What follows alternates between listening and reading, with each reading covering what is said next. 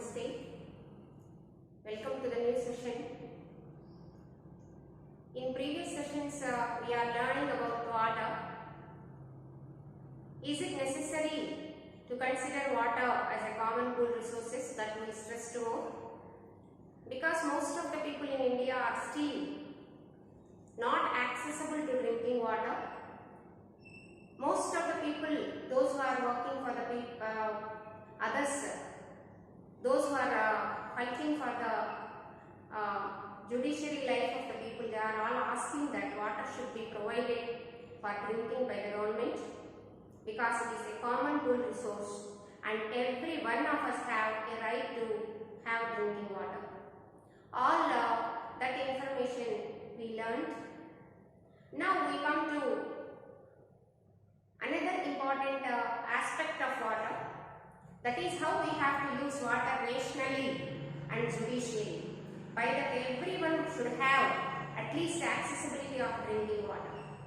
In that view, we are going to have a case study here. Let us go into the case study and look into the given case study thoroughly. By that you can understand why water should be equitably and rationally distributed to all.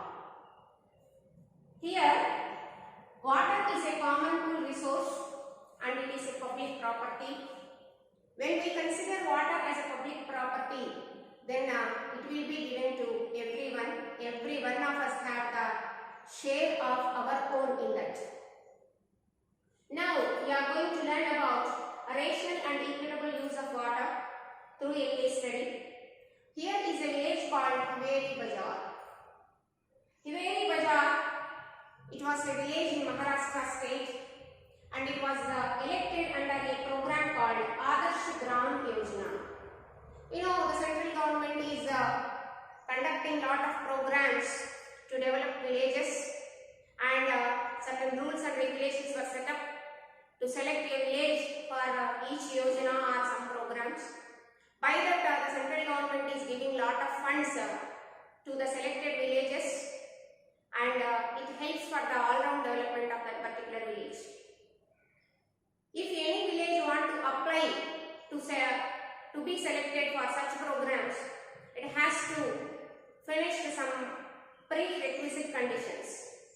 So here, look at this Hiveri Bazaar. It was selected under a program called Adarsh Gram Yojana, and it was also, this program was, if any village has to be selected under this program, in that village, all-round development of the village must be there. How Hiveri Bazaar was successfully developed well and was selected to Adarsh Gram Yojana, we are going to learn now. It is no wonder if a village was selected under Adarsh Gram Yojana, if it is having fertile land or it is located with all well preconditions for that. But such things were not there in Hiveri Bazaar, though it was selected for Adarsh Gram Yojana. That is something a wonder and something to be learned. Let us look at the location of Hiveri Bazaar, where Hiveri Bazaar is located. Hiveri Bazaar is a small village in Ahmednagar district of Maharashtra state. In Ahmednagar district, in Maharashtra state, Hiveri Bazaar was a small village. You know, Ahmednagar district was a fully drought-prone area with very less rainfall, that is almost and less than 400 millimeters of rainfall. And this Ahmednagar district completely is drought prone because all these areas in this district were located in the rain shadow region of Sahyadri ranges. You know, Sahyadri ranges are the mountains which are separating the coastal areas of Maharashtra, and with Maharashtra coastal areas and Maharashtra state are divided by a row of mountains or a range of mountains. They are called Sahyadri ranges. So Sahyadri ranges are separating the coastal Konkan region with the other state of Maharashtra. In such region, at the rain shadow region, at the back side of this Sahyadri Sahyadri ranges or in the rain shadow region of Sahyadri ranges, this small village is located.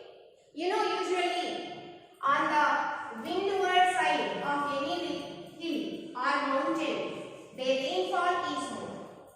Rainfall is more on the windward direction of any hill or mountain.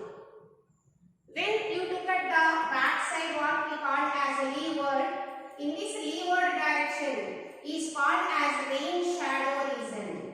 As the rains are very less here on this side, that is the back side of a hill or mountain, then this side is called as leeward direction. Hence it is having very less rainfall, so it is also called as a rain shadow region.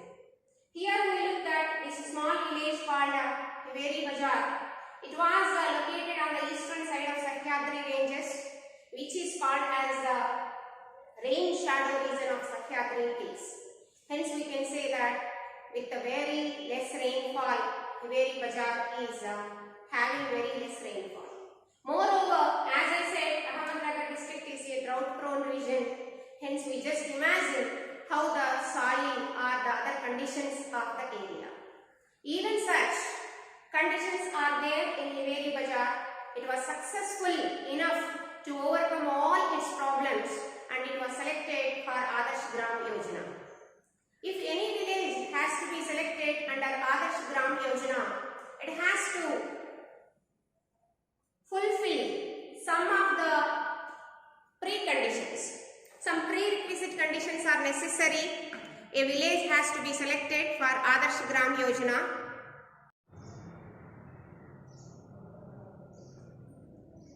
What are the prerequisite conditions if a village to be selected under Adarsh Gram Yojana? On the experience of a village called Ralegan Siddhi, you might know that a true Gandhian was living here. He is none other than Anna Hazare. Anna Hazare, who was the follower of Mahatma Gandhi, his own village is Ralegan Siddhi. You might know that this person, Anna Hazare, was believed the true teacher of the present Chief Minister of Delhi, that is Arvind Kejriwal. Arvind Kejriwal announces Anna Hazare was his guru and he was his disciple. So here, Anna Hazare, one of the true Gandhian, he developed his village on the principles of Mahatma Gandhi. That village is Ralegan Siddhi. With experience of this Ralegan Siddhi, Maharashtra state has set up that any village, if it is going to be selected for Adarsh Gram Yojana, it has to follow 4 bandis. So here, the preconditions set for selection of the village under Adarsh Gram Yojana are 4 bandis.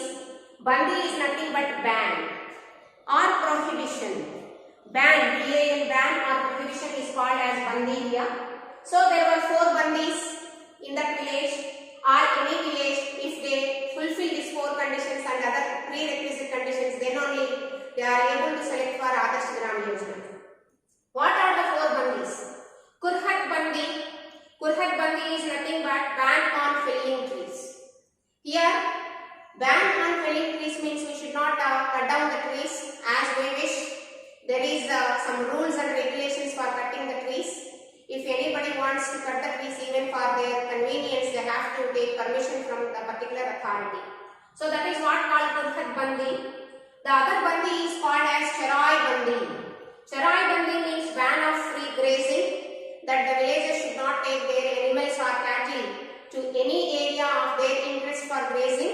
Some areas are only permitted for grazing, so the people were permitted on free grazing. That is what called as Charai bandi, ban on free grazing. That means usually the villagers will take their cattle or the animals of their choicest area for grazing. Such things were prohibited by this bandi called Charai bandi. Only some areas are identified and give permission to the cattlers. They have to take their cattle, or herders, they have to take their cattle there and they have to permit them to graze. Such things were all set up.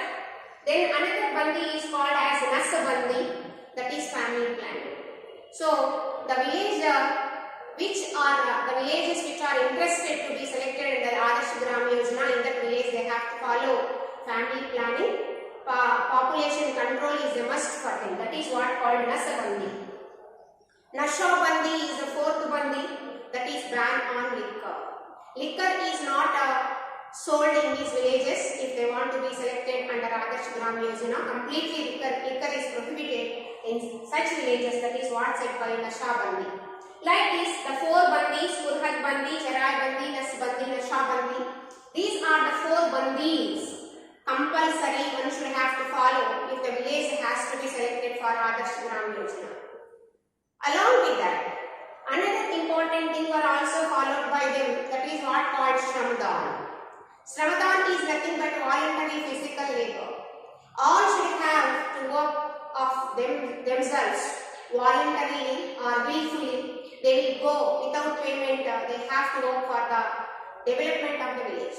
Particularly if they have to lay the roads, they have to lay themselves.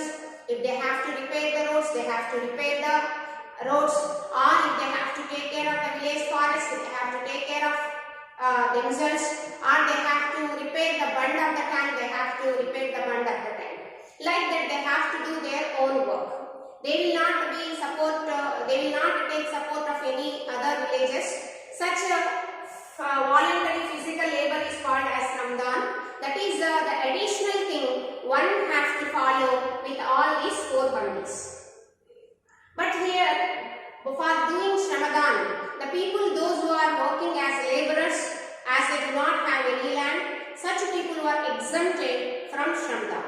The rest of the people, those who possess land, who have land, they must have to follow the Shramadhan also. Like that, some prerequisite conditions were set up by Maharashtra government. If anyone follows all this one, they will first apply to the government, and government check out all this.